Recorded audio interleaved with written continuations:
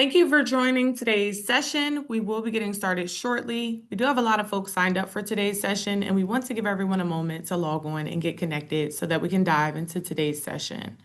I do want to thank you all for joining us today. I am Jasmine Garrett, here with the New Jersey Economic Development Authority. Today's session is an informational overview on a proposed grant program to support EV charging projects in New Jersey. This program is not yet approved, but the authority is looking for stakeholder feedback before finalizing program details. A quick housekeeping note, we do suspect that many questions will be answered in today's presentation. However, you are able to write in questions at any point during the presentation using Zoom's Q&A feature. It is one of your Zoom command options and will allow us to make sure we're able to get back to you and let others see these questions and answers as well. Today's session is being recorded and will also be posted on our NJEDA and YouTube pages. The slides and other resources will also be available in the next few days. Now to get us started with the presentation, I will shift things over to NJEDA's Manager of Clean Energy, Sean Sonneman. Thank you. Great. Thank you, Jasmine, for the introduction. And thank you again, everybody, for joining us this afternoon. We really appreciate your input and time as we look to get some additional feedback on this proposed program. As Jasmine said, this is not by any means a final program nor approved, but we want to take this opportunity to really get a sense from the market if we are best serving your needs as we look to deploy additional clean energy funding in the state and supporting larger EV ecosystem and allowing for further adoption of this technology, which we know that charging is a critical point of that. This effort looks to complement a lot of the existing work that is already being done by the state of New Jersey, and we hope that this will help fill a gap that we have heard from you via our RFI process and other stakeholder engagement, and help put additional dollars to work in New Jersey.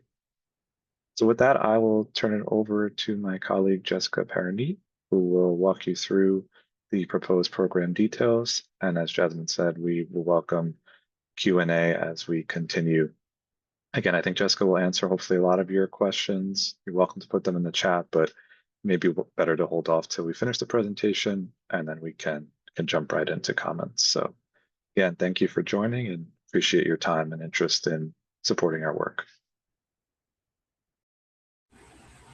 Okay, great. Thank you so much, Sean and Jasmine. As Sean mentioned, I'm Jessica, if you don't know me. I'm an analyst on the clean energy team, and I'll walk you through some of the details of our proposed program today. As everyone has mentioned, these are tentative, so not in their final form by any means, and this presentation is just a broad overview of what might be the major components of the program, and excited to hear everyone's questions and input at the end.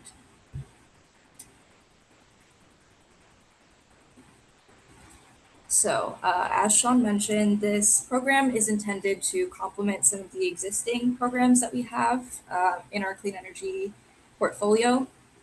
Firstly, NJZIP, which is a grant program that hopefully you all have heard of. We have recently opened up our third phase for vendors, and we're looking to start the purchaser application sometime this fall. And again, that's a grant style program. Essentially targeting the upfront cost of zero emission vehicles in New Jersey, medium and heavy duty vehicles specifically.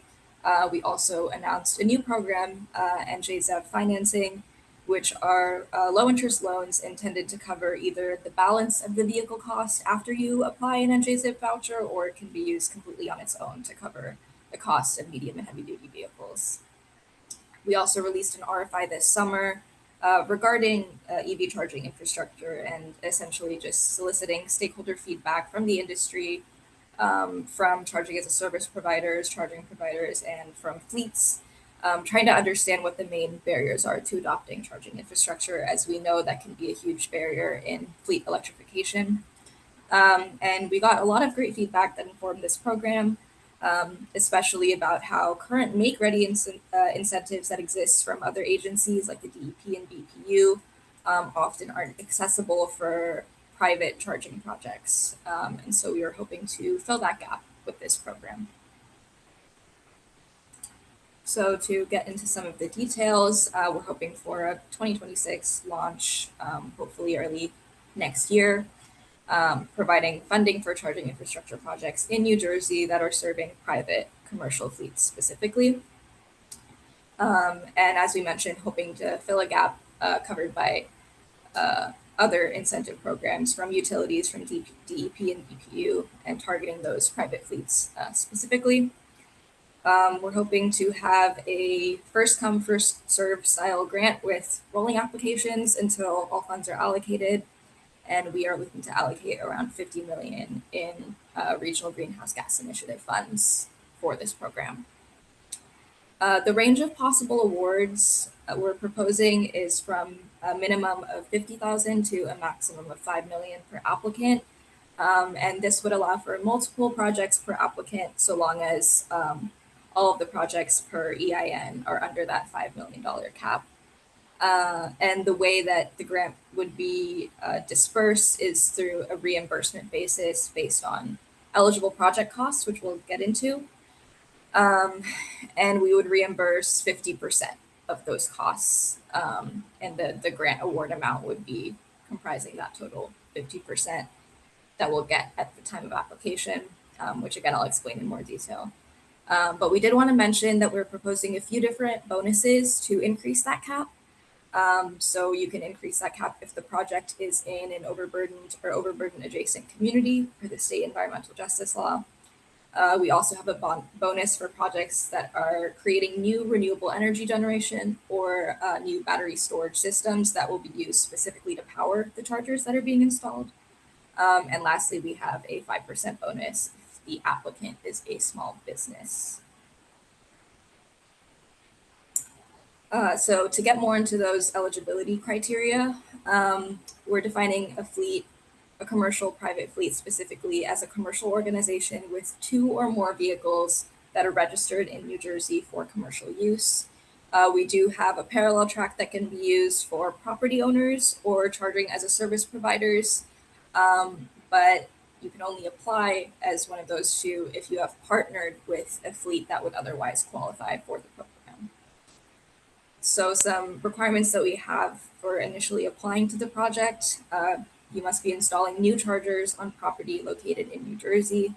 If you are a tenant, you have to demonstrate that the property owner approves of the project, and we need to provide a valid lease for at least the length of project construction and compliance, which we'll get into that exact timeline soon. But we do have the option for an exception for that compliance period, as long as the property owner certifies to maintain charger usage if the lease is not renewed for any reason. When you are initially applying, you also must indicate that you have reviewed the project feasibility with your electric utility provider and are aware of the related costs and related timelines that might be pertain to your project, depending on which area it's in and how much capacity the utility is able to provide for that area.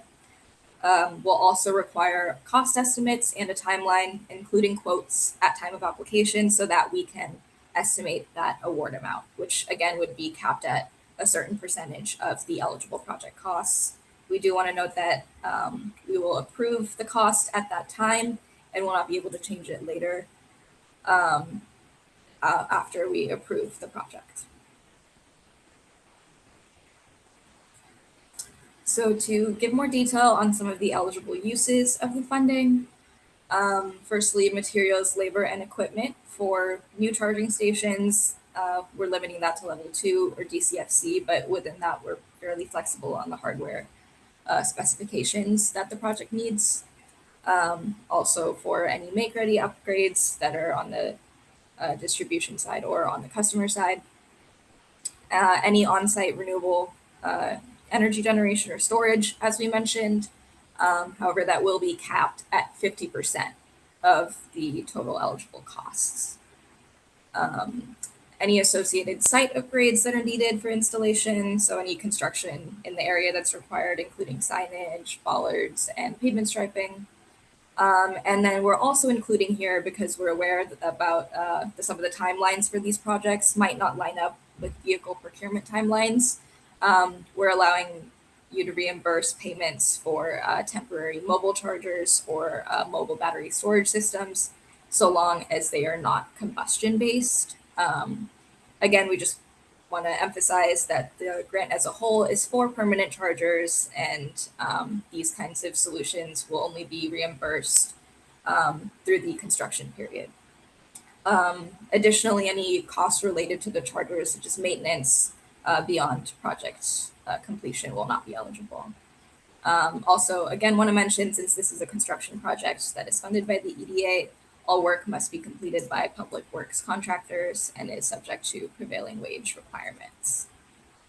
In addition to this, we'll also be providing reimbursement for site assessment, engineering, and design costs related to the project as a whole.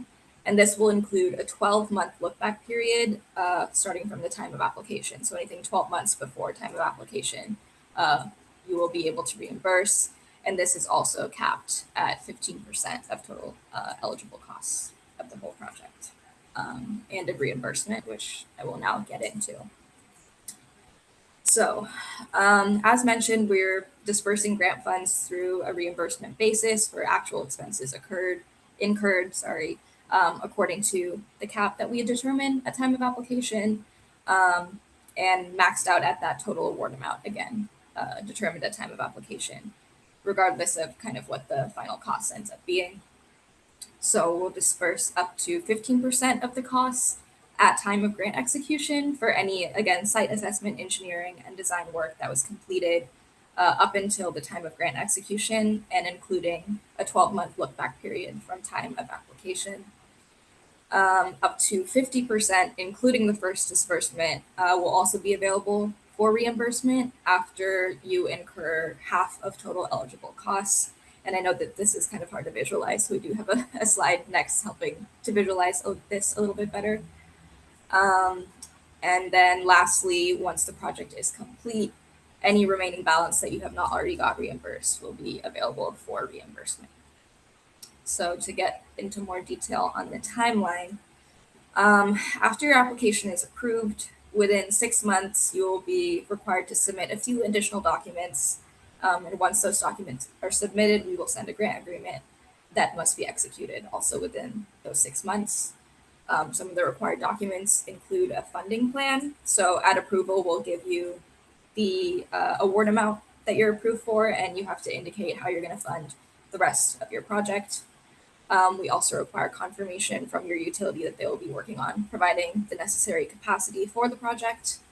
And then within 24 months of signing that grant agreement, the project must be completed with chargers installed and active, and you must submit all of your receipts, invoices, etc. for reimbursement. And we want to note that we're going to try to be flexible at both stages, and you have the option for a 6-month extension available. And then once that's complete, for compliance, after the final disbursement, you will need to provide charger usage data to the EDA for 3 years. And to do this, you have to use a compliant network service provider authorized by the DEP. This is a list of network service providers that will automatically provide us the data that is continuously updated by the DEP and also used in their charging programs as well. All right, so this is an example project timeline to help put all of those pieces together and help everyone visualize this a little bit better.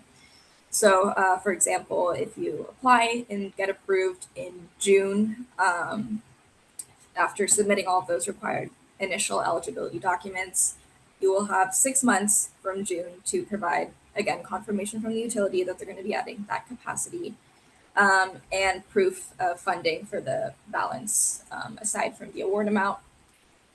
And let's say you take a few months to get that together and execute the grant agreement in November. You are eligible for that initial 15% reimbursement. So in this case, it's a $1 million project. And let's say you didn't have any of the bonuses and it's a 50% cap.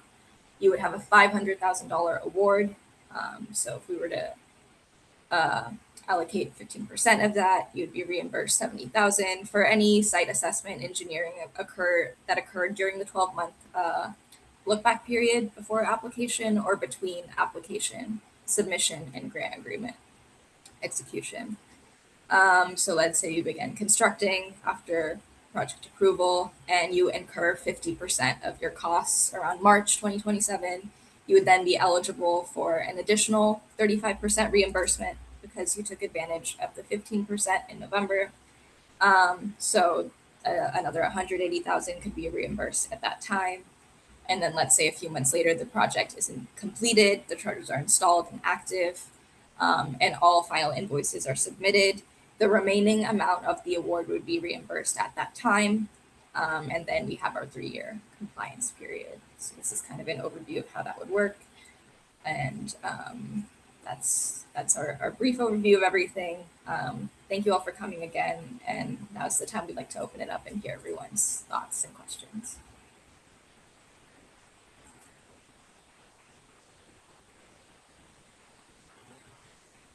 So Jessica, we do have one question in the chat.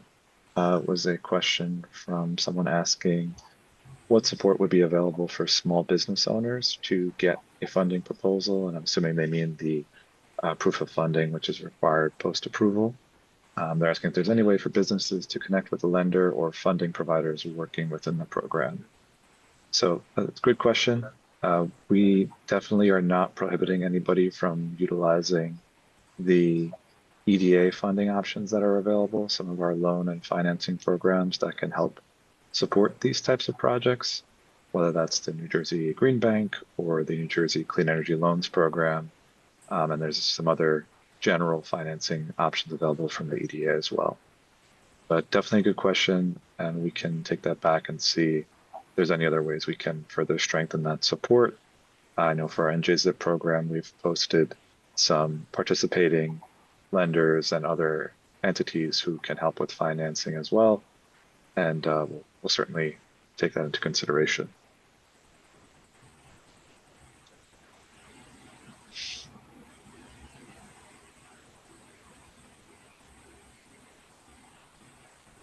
We do have one hand raised. Terry? Hi, my name is, hi, Jessica, of course, it's Terry Mannies from Orange EV. I'm actually attending on behalf of OptiGrid, our other company that we work with. And I'm wondering, do you have any like number of port requirements? Like there has to be, 2 ports for each charger, that kind of thing. Yeah, so compared to other programs, we are pretty flexible in the hardware requirements, so no minimum number of ports or power capacity or anything like that. And that can be, up to the folks handling the project. And I'm sure, from a utility perspective, whatever is most efficient is best for future planning, but we're leaving that up to the applicants to decide what's best. And will the chargers in the program need to be vetted by like an EPRI, or like will there be any vetting for the chargers themselves? No, as of now, we don't have any strict requirements other than it meeting our energy efficiency laws and standards in New Jersey. So will UL certification be required? I believe that is a requirement of the energy efficiency law. Yes. Okay, awesome. Thank you. Mm-hmm.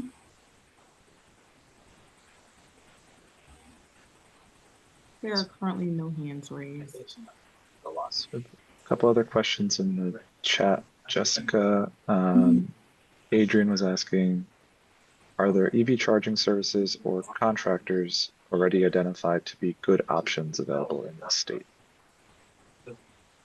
So, in terms of contractors themselves getting funding, I'm not sure we'd be able to pay those entities out directly. It'd be more so working with a fleet that's creating a charging project, and then the fleet then getting the reimbursement after they already pay for any construction services. Yeah, and I'll add on to that we definitely would not kind of pre-approve any charging service providers or contractors, but what we've done for some of our other programs is put together a list of interested parties who are interested in working with the program should this be approved and finalized, and we likely can do something similar here and get that up on the website if someone is looking for a potential partner. As Jessica said, they would need to be in compliance with all state construction requirements regarding prevailing wage and affirmative action and public works registration. But that is definitely a very large list. So as I said, we've helped identify interested parties within that in the past for other programs.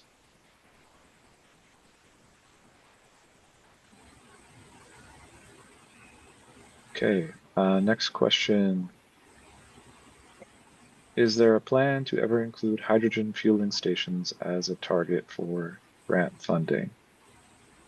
It's a good question. That's not something we've currently identified with this program as it's written right now, but I think that's some good food for thought. We can take that back and see if that is an option. We are doing some work to support hydrogen fueling in the authority. We have a couple demonstration projects in development. We of course do support hydrogen fuel cell vehicles via the NJEDA program as an option, as they are zero emission.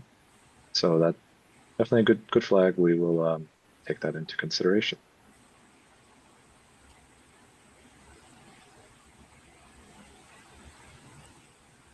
Okay, next question. Are DERs being considered for sites that do not have sufficient power? I assume you mean, Michelle, distributed energy resources. Jessica, maybe you want to talk a little bit about the renewable option within the program? Yes. So yeah, that's totally allowed. I guess the question here might be related to like if you're using that as the sole power source, because like I said, we do have the option if you want to develop those in order to help support yeah, some of the electric supply to the chargers. As we said, that would be capped at 50% of the total costs if you're interested in developing that. But yeah, we can do some work to figure out what this program would look like if that's your only source of energy for the chargers. And just to clarify, this is a 50% cap relative to total eligible costs, but then also in terms of how much we would reimburse. It's also capped at 50% of the award amount. I see Yeah. Terry has her hand back up. She has her hand back up. Thank you. Hi, thanks. Another question popped into my brain. On the 5% plus up bonus for projects with renewable energy generation and or battery storage systems to power chargers. So our charger with OptiGrid has a it's battery integrated charging. Would that also be considered battery storage? Yeah, that's a good question. I think if it's built into the cost of the hardware itself, that might be something different that we'd have to take a closer look at, especially if it impacts the cost of the hardware and makes it significantly higher. So yeah, we'd have to take a closer look at that, I think. Okay, so when this comes open, if we have any customers who are interested in this, we'd want to have them circle back with you to make sure that they'd be eligible or not. I think we'd probably take a closer look at that, hopefully before Okay, anything is launched. But yeah, I think that's a slightly awesome. different scenario to what's right here, which is like a separate mobile battery storage system. Yeah.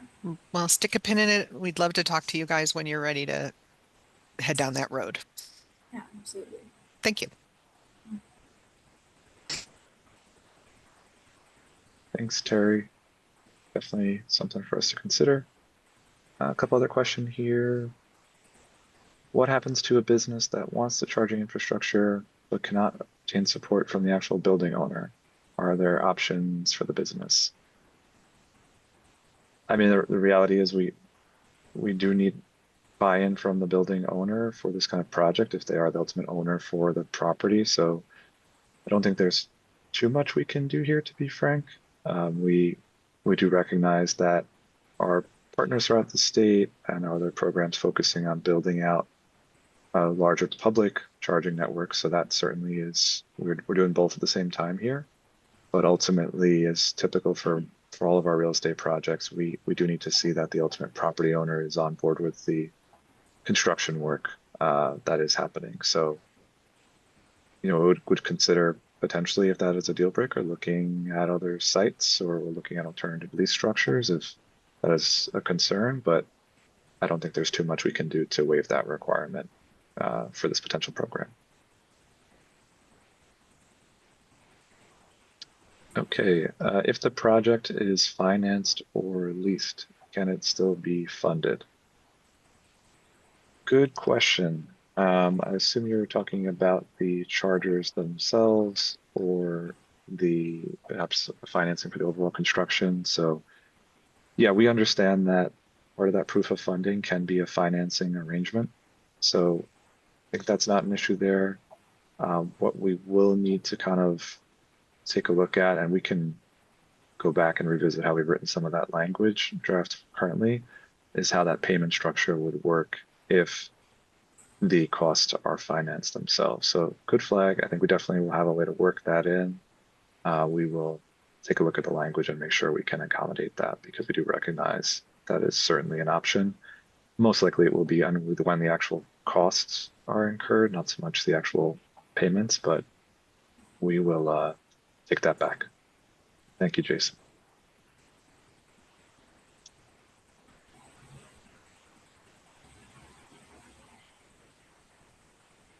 There are currently no hands raised.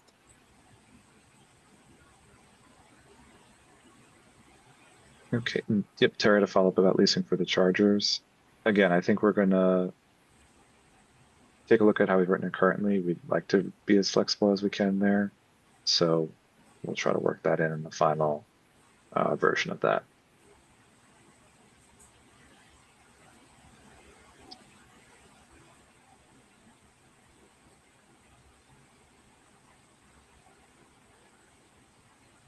And with any kind of leasing structure, I would say we would need at least as long as the compliance period for the program, which is not overly long, so it shouldn't be an issue, but just something to consider for leasing options.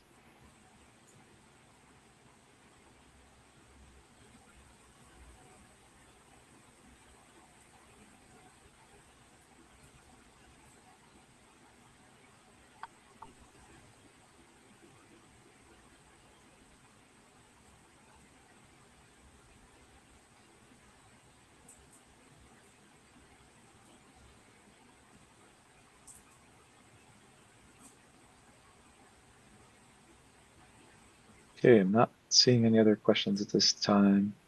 I will give it another minute or so, just in case anybody has something they're thinking over. But in the meantime, I do want to thank you all for joining us today. And Jessica, I'll let you wrap us up if there's nothing else from the audience. Yeah, thank you again. Feel free to email us if you come up with something after this, and we'd love to take a look.